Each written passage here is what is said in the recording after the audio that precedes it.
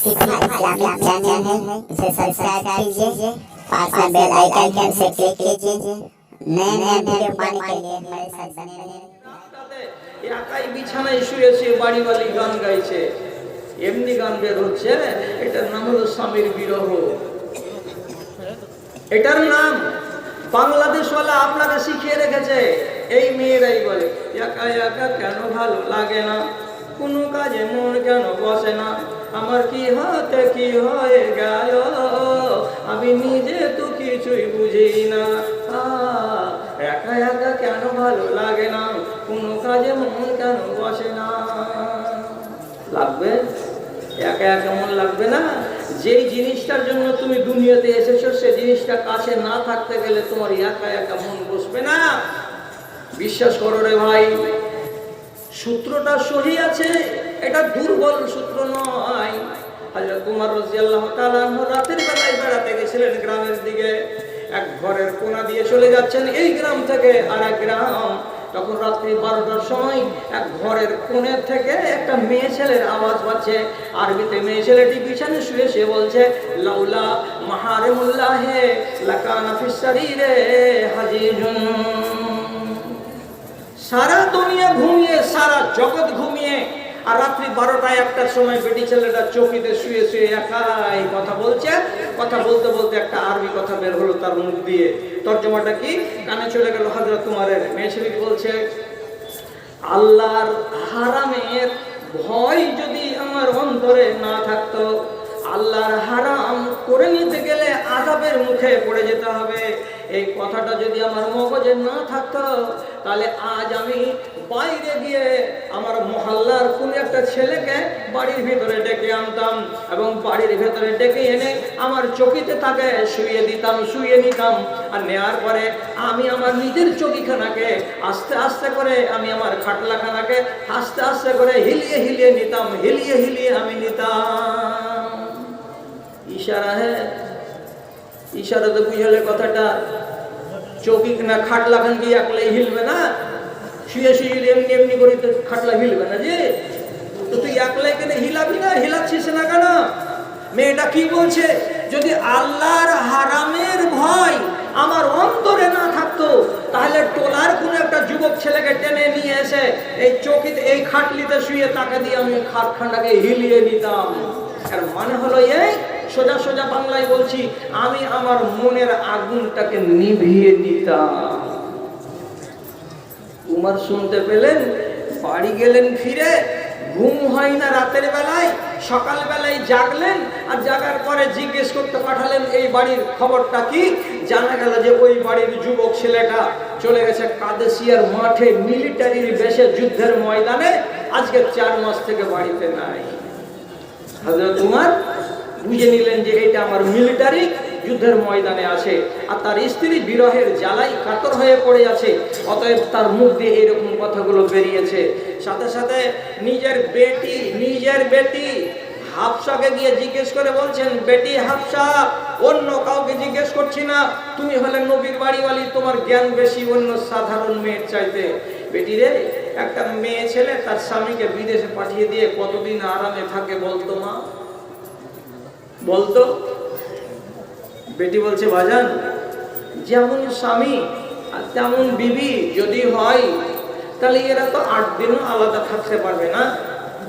তবে 4 মাস 5 মাস যদি থাকে, তো তাতে কষ্ট হতে গেলেও সয়ে নিতে পারবে। আর এর বেশি যদি হয়ে যায়, তাহলে নারীদের মনে এতটাই কষ্ট হবে যে সেটা তার সহ্যের বাইরে চলে যাবে। হযরত ওমর ঘরে গেলেন, যাওয়ার পরে মিলিটারিদের একজনকে দায়িত্ব দিয়ে পাঠিয়ে দিলেন কাদেসিয়ার মাঠে। আর দেওয়ার পরে বলে দিলেন কি, যাও ওই ময়দানে আওয়াজ করে দাও, যে সমস্ত মিলিটারিদের 4 মাস হয়ে গেল যুদ্ধের ময়দানে আসা, তারা তোমরা কি করে এবার বাড়ি ফিরে যাও, তোমাদেরকে ছুটি দেওয়া হলো, তোমাদের স্ত্রীরা, তোমাদের ছেলেপিলেরা, তোমাদের বাল বাচ্চারা তোমাদের অপেক্ষাতে আছে। 3 দিন হয়নি, ঘোড়া তাড়িয়ে বাড়ি চলে এসেছে ওই মগটা। মেয়ে লোকটা গল্প করতে করতে কয়েছে, আল্লাহ জি, বৃহস্পতিবারের দিন মেঘলা মেঘলা আকাশ ছিল, মনটা কি কহছিল আর না কহছিল, তখন এগুলো এগুলো বকছি মুজি। তো ফের আজ তুমি 4 দিনের মাথাতে বাড়ি চলে এলে, কেমন করে ফের পেয়ে এলো না আমি তোমাকে? বলছে, ঠিক তোর কারণে মনে হয় ঘটনা ঘটেছে। কারণ যে স্পেশাল অর্ডার হযরত উমর দিয়েছেন, যারা 4 মাস হয়ে গেছে যুদ্ধের ময়দানে যাওয়া, তোমরা বাড়ি চলে এসো। তো তুমি রাতের বেলা এই কোনো কথা বলেছিলে? নিশ্চয়ই উমরের কানে গেছে। তো বলছে, উমর কি আমার বদনাম করছে? বলছেন না, এইরকম বেটি ছেলে যদি আমার রাষ্ট্রের ভেতরে বাড়ি বাড়ি একটা করে থাকে, তো ব্যভিচার নামের বস্তুটা দুনিয়া থেকে এমন হারিয়ে যাবে, গাধার মাথা থেকে যেমন সিং হারিয়ে গেছে, জীবনে ফিরবে না, তেমনি আর দুনিয়াতে ব্যভিচার হবে না। জি, এই জন্য রব্বুল আলামিন কোরআন মাজিদের অন্য জায়গাতে বলছেন, ও নারীরা, তোমার প্রতি তোমার স্বামী যেন আকৃষ্ট হয়, তার জন্য তুমি সাজগোজ করো। এবং আল্লাহ তাআলা নবী বলছেন, ও পুরুষেরা, তোমাদের প্রতি যেন তোমাদের স্ত্রীরা আকৃষ্ট হয়, তার জন্য তোমরাও সাজগোজ করো। তুমি যদি বেশি সাজগোজ করো, তাহলে তোমার দিকে তোমার স্ত্রীর টান বেড়ে যাবে। আর তোমার স্ত্রী যদি বেশি বেশি সাজ করে গোজ করে থাকে, তাহলে তোমার দিকে তার টান বেড়ে যাবে।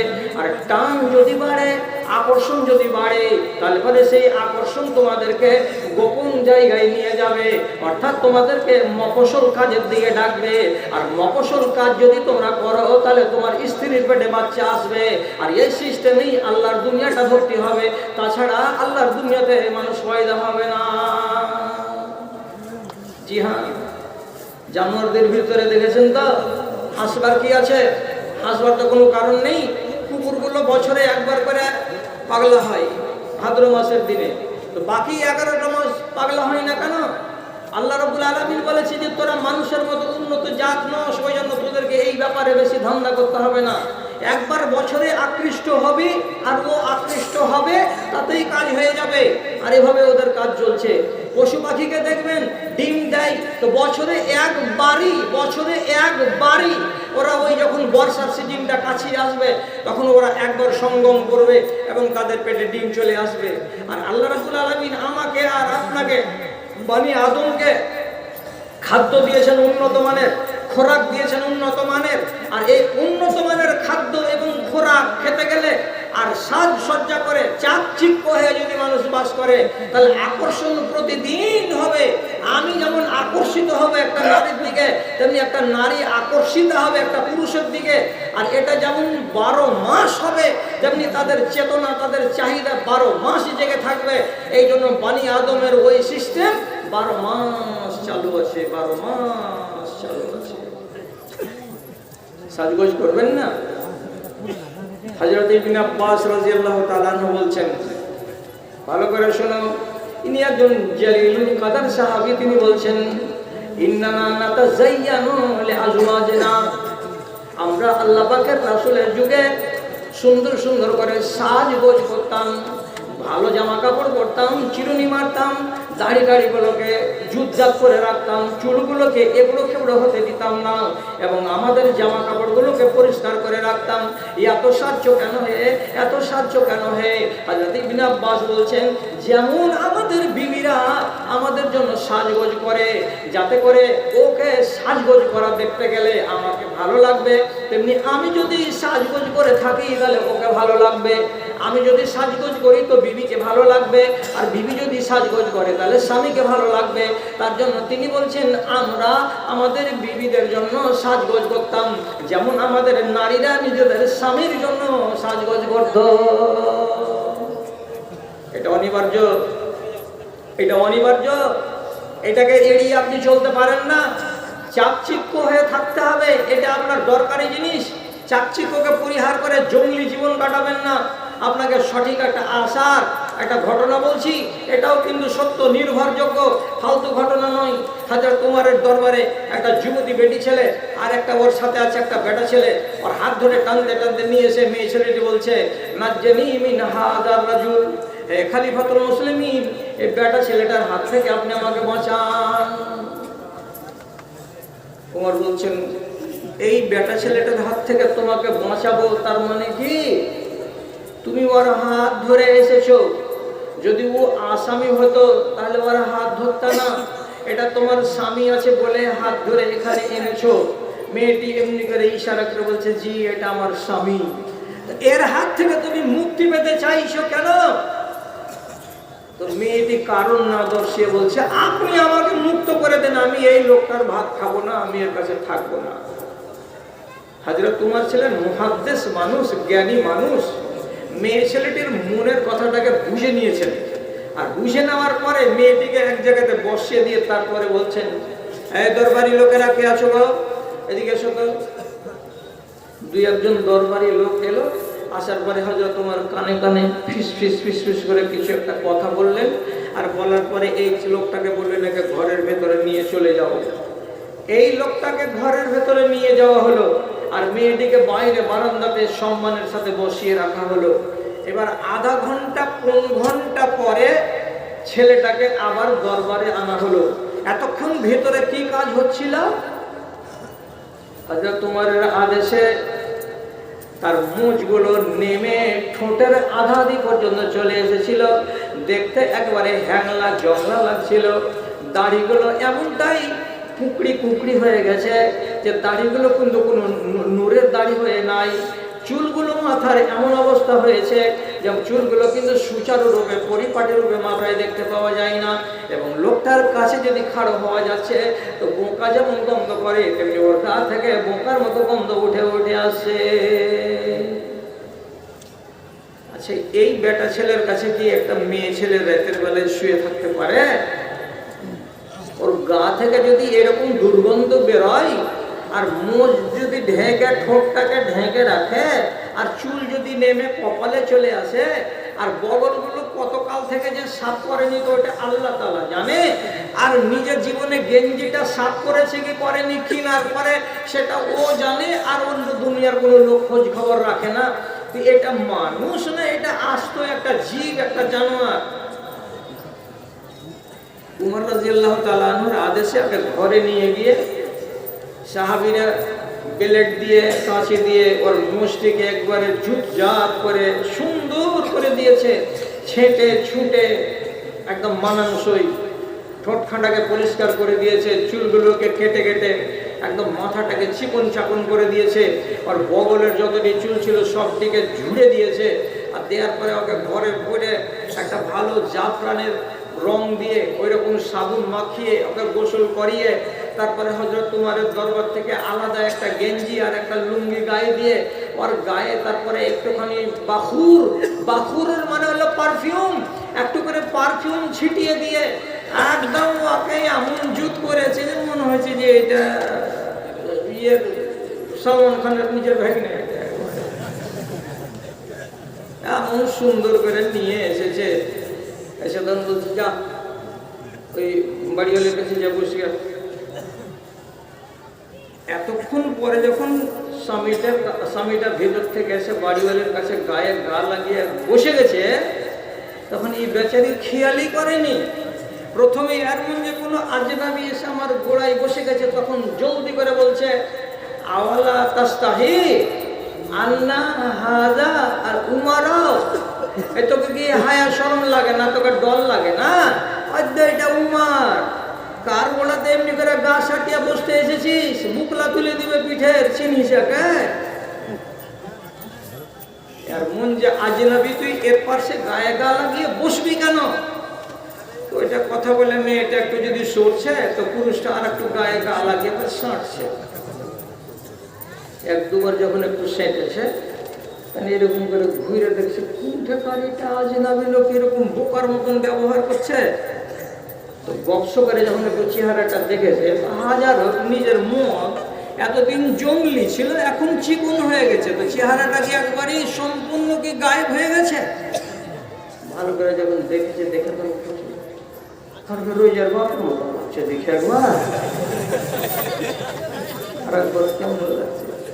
মুচকি মেরে লোকটা হেসে উঠেছে, এতক্ষণে চিনতে পারলা? হ্যাঁ হ্যাঁ।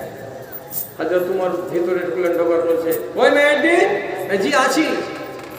বলো বাবা, কি বলছিলে? এই ছেলেটার কাছ থেকে তুমি নাজাত পেতে চাইছিলে, যে আপনি আমাকে মুক্ত করে দেন, তো মুক্ত করে দিব কি দিব না বলো তো? তারপর মেয়ে ছেলেটি মুচকি মুচকি হাসছে আর বলছে, হুজুর মুক্ত করে দিয়েন না, মুক্ত করে দিয়েন না, এমন সোনার ছেলেটাকে ছেড়ে আমি থাকতে পারবো না। আমি মুক্তি কেন চেয়েছিলাম? যখন এই লোকটা আগে কি ছিল, হ্যাংলা জমলা ছিল, জীবনে চিরুনি মারতো না, জীবনে মোচ কাটতো না, জীবনে বগল ধুতো না, জীবনে গোসল করতো না, জীবনে কোনোদিন সেন্টের তেল ব্যবহার করতো না।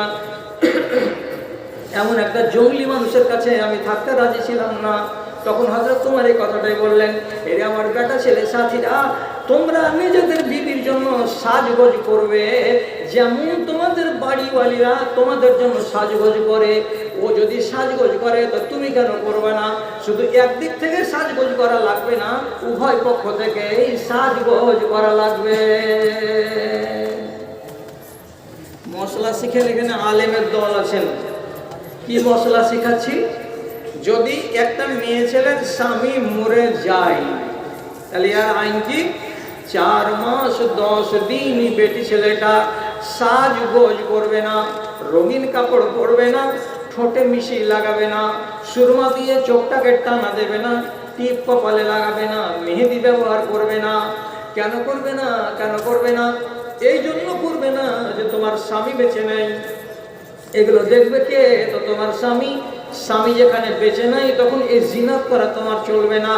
4 মাস 10 দিন যখন গত হয়ে যাবে তখন তুমি হালাল হয়ে যাবে, আর অন্য পুরুষ তোমাকে বিয়ে করতে পারবে। তখন তুমি রঙিন কাপড় পরবে, তুমি জিনাতগুলো করতে পারবে।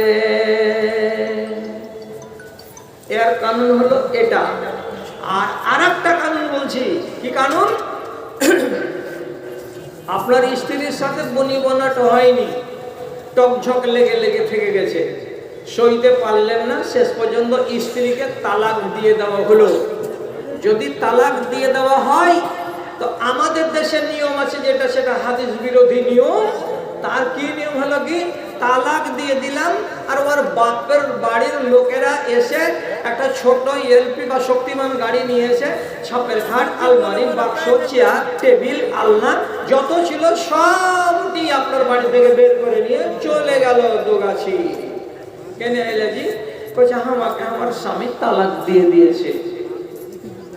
এটা ভুল, এটা ভুল, এটা ঠিক নয়। শরীয়তের যেটা মশলা সেটা বলছি। স্ত্রীকে যদি পছন্দ না হয় তাহলে তুমি তালাক দিতে পারো, এটা আল্লাহর কোরআন বলছে। তালাক দিতে গেলে তুমি তালাক দাও, এই তালাকটার নাম হলো তালাক রাজঈ। একটা তালাক দেবে। কখন তালাকটা দেবে? যদি তোমার স্ত্রী গায়ে ভারী থাকে এখন তালাক দিও না। যদি তোমার স্ত্রী মাসিকের হালাতে থাকে তো মাসিকের হালাতে বিবিকে তালাক দিও না। মাসিক থেকে যখন পাক হবে তখন বিবির কাছে যেতে হবে না, বিবির সাথে মেলামেশা না করে ওই হালাতে তোমাকে তালাক দিতে হবে। এটা হলো সুন্নতি তালাক। যদি কোনো মায়ের লাল বলে আমি সুন্নাত টুন্নাত বুঝি না, আমি মাসিকের হালাতে তালাক দিয়ে দেব, তালাক পড়ে যাবে। যদি কেউ মেয়ে ছেলেটি গায়ে ভারী থাকে, পেটে বাচ্চা থাকে, ওই হালাতে যদি তালাক দেয় তো তালাকটা লেগেই যাবে, কিন্তু এটা সুন্নতি তালাক নয়। তালাক দাও, দেওয়ার পরে স্ত্রীটাকে বাপের বাড়ি যেতে দিতে হবে না।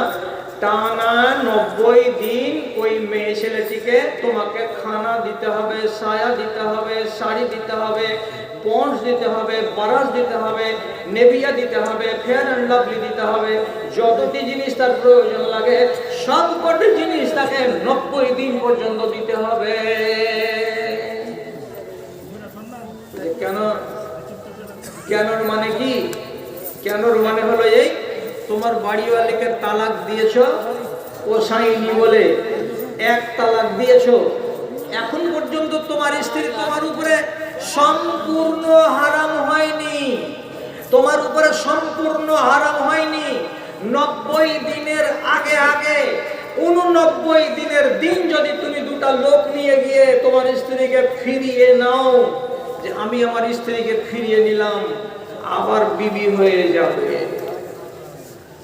60 দিনের দিন ফিরিয়ে নেন, ফিরে যাবে। 70 দিনের দিন ফিরিয়ে নেন, ফিরে যাবে। 15 দিন পরে ফিরিয়ে নেন, ফিরে যাবে। এইটাকে বলা হয় তালাক রাজঈ, মানে 1 তালাক দিলাম, ঘুরিয়ে নেওয়া তালাক। ইচ্ছা হলে ঘুরিয়ে নিব, আর ইচ্ছা না হলে আমি ঘুরিয়ে না নিব। কিন্তু বাপের বাড়ি যাওয়াটা সুন্নতি তারিকা নয়। স্বামীর বাড়িতে কেন থাকবে? এইবার মশলাটা কি? স্বামীর বাড়িতে থাকবে কিন্তু স্বামীর ঘরে থাকবে না। স্বামীকে খানা পানি আগে দিবে না। 2, আলাদা ঘরের ভেতরে থাকবে। 3, ওর শাশুড়ির সঙ্গে ওর শ্বশুরের সঙ্গে ওর লেনাদেনা চলতে থাকবে, অসুবিধা হবে না। 4, একই হাঁড়িতে যদি রান্না হয় তাতে কোনো অসুবিধা নেই, ওই হাঁড়ি থেকে ওর শাশুড়ি শ্বশুরেরা খাবে, ও নিজেও খাবে। কিন্তু যদি বলে দুলালির মা আমাকে 1 গ্লাস পানি দে, ছেড়ে দিয়েছি তো কি হলো, একদিন যদি বাড়িওয়ালি ছিলি, হরগিজ নয়, ওর কথা শোনা যাবে না, ওর কথা শোনা যাবে না। কিন্তু খরচ করে দিতেই হবে। বাজার থেকে তেল আনবে একটা হেয়ার এন্ড কেয়ার, আর আনার পরে সরাসরি যদি না দেয় তো কাউরি হাত দিয়ে দিবে, যা তোর ভাবিকে দিয়ে দে। যদি দিয়ে দেয় সামনাসামনিতে এরকম করে রেখে দিবে, এই নাও তুমি তেল চেয়েছিলে তেল দিলাম, সাবুন চেয়েছিলে সাবুন দিলাম, এর বেশি কোনো কথা নয়। এবার এই মেয়ে ছেলেটি স্বামীর বাড়িতে যতদিন ইদ্যত কাটাবে ততদিন তাকে বলা হয়েছে তুমি যত পারো যত পারো যত পারো সাজগোজ করো, সাজগোজ করো। এর মানে কি, বেলা 8টার সময় নিজের ঘরের ভেতরে ঢুকে চিরুনি করে সুন্দর করে পরিপাটি করে চুলগুলোকে বাঁধো, ঠোঁটে মিশি লাগাও, ঠোঁট পালিশ লাগাও, আর কাজল দিয়ে চোখটাকে টান টানা করে দুদিকে রশি টানা করে টেনে ধরো, আর দিয়ে জুতজাত করে রঙিন রঙিন কাপড়গুলোকে পরো, ছায়াগুলোকে পরো, আর ফেয়ার অ্যান্ড লাভলি মাখো। আর মাখার পরে যখন যখন তোমার স্বামী বাড়িতে আসবে তখন তখন তোমার স্বামীর সামনে এমনি এমনি বিনা কারণে একবার আঙনাতে যাও, একবার ওই ঘরে যাও, একবার এই ঘরে যাও, একবার বারান্দাতে যাও, এইরকম করে তার সামনে শুধু টুকি ভুলকি মেরে বেড়াও।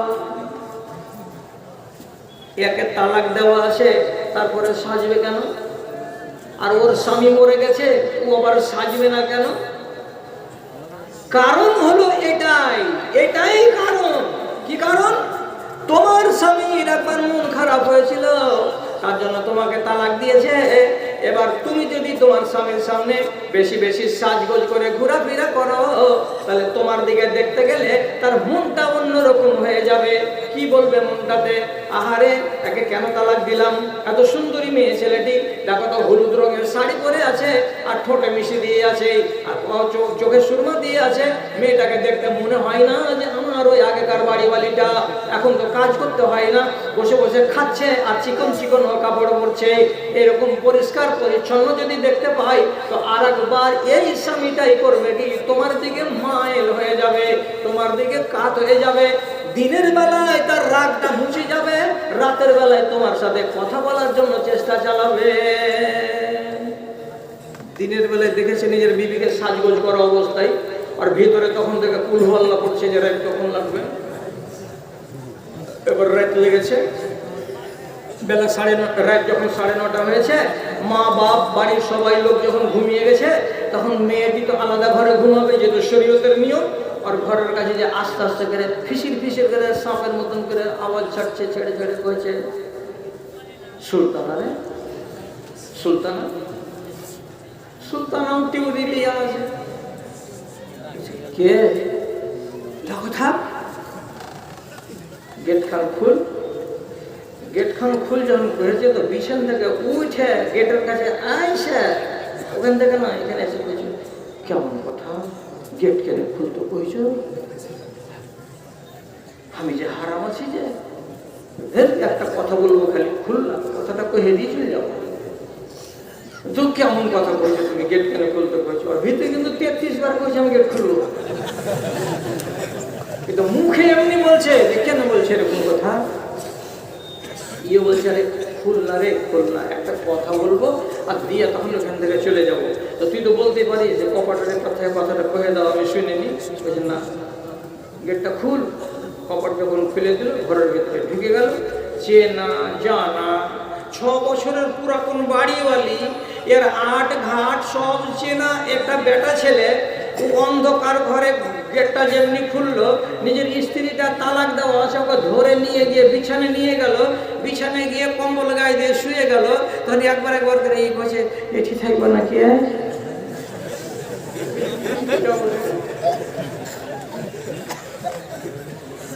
এখানেই থাকবো, এখানে যে ও থাকবে। আর এই তালাক দেওয়া হয়ে গেল আর 32 দিন থেকে এই বিবির কাছে ও থাকেনি, তো ওর হাত পা কি চুপচাপ থাকবে? আর কিছু থাকবে না। 1 ঘন্টা কত হলো না, যেটা আশা করা যাচ্ছিল সেটাই হয়ে গেল। লাভ কি হলো? মৌলানার আগে জিজ্ঞেস করেন, সহি মশলাতে লেখা আছে 2 জন সাক্ষী নিয়ে গিয়ে আমি আমার বিবিকে ফিরিয়ে নিলাম। এ কথাটা যদি বলার সময় না পাই, আর তারা আগে আগে কোনো কারণে যদি ওই বাড়িওয়ালিটার সঙ্গে সহবাস করে নেয়, তো সহবাস যদি হয়ে যায়, আপনি আপনি বাড়িওয়ালিটা ওর ঘুরে যাবে। ওর বাড়িওয়ালি এতদিন ছিল না, 22 দিন ধরে, আর তার বাড়িওয়ালি আবার হয়ে যাবে। আর মানুষজনকে ডেকে রুজু করতে হবে না। সাজগোজ করাতে লাভ হলো না? হলো না? আর তুমি যদি ওকে বাড়ি পাঠিয়ে দাও, তোর বাপর বাড়ি চলে যাও দোগাছি, তো দোগাছি চলে যেতে গেলে 20টা দুজনেরই খুব উঠবে, খুব উঠবে দুজনেরই। এখানে তোমার তাপ উঠবে, ওখানে ওর তাপ উঠবে। আর তাপ যদি বেশি হয়ে উঠে তো জীবনে মিলবে না, কোনোদিনই মিলবে না। এই জন্য কাছে রাখতে বলা হয়েছে। আর আল্লাহ রাব্বুল আলামিন কোরআনে বলেছেন, মিয়া বিবির যদি গন্ডগোল লেগে যায়, তো একটা মানুষ মাঝখানে মধ্যস্থতা করো, আর একটু ঝুঠা ঝুঠা কথা বলো বলে ওদেরকে মিলিয়ে দাও। কোন কথা বলি? ঝুঠা কথা বলতে বললাম নাকি? জি হ্যাঁ, স্বামী স্ত্রীকে মিলাতে গেলে যদি একটা মৌলানা দায়িত্ব নেয় আর ঝুঠা ঝুঠা কথা বলে মিলিয়ে দেয়, তাহলে ওর মিলিয়ে দেওয়াটা জায়েজ আছে। কেমন করে ঝুঠা কথা বলবে?